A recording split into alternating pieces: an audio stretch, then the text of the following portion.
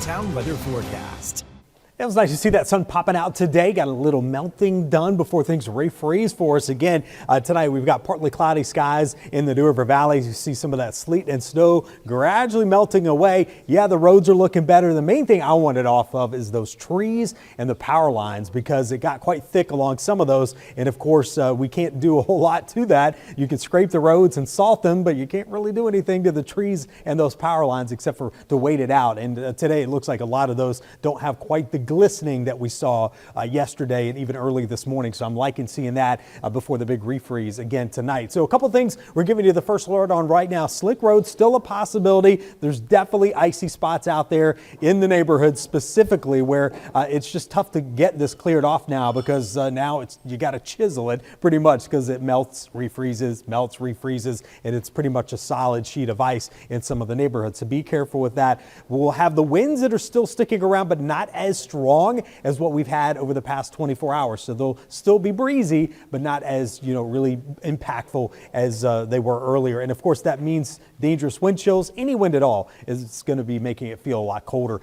Getting down into the teens again tonight, anywhere from about single digits almost to the teens area wide. Wind chill values in the single digits as you wake up early tomorrow morning, even with that 10 to 15 mile per hour wind. Notice the gusts tomorrow kind of hold steady, so no big peaks throughout the day. This is kind of what we like to see, at least at this point. We don't have any 30, 40 mile per hour winds. It's going to be kind of steady, a little bit of a breeze and a bit of a gust every once in a while, but definitely going to bundle up tomorrow with those highs about where they were today, into those 20s to low to mid 30s east from Lynchburg to Danville tomorrow, with no precipitation falling tomorrow. In fact, the next several days are going to be dry, leading up to what will be another pretty active stretch of weather for us. Cold every single night, getting down into the teens, and the warmest overnight low, these are for Roanoke that I could find, 25 degrees, and that may happen over the weekend. Now, speaking of the weekend, looks pretty interesting. We've got that cold air diving almost all the way down to the Gulf Coast states. At the same time, late this week, we're going to have a developing storm.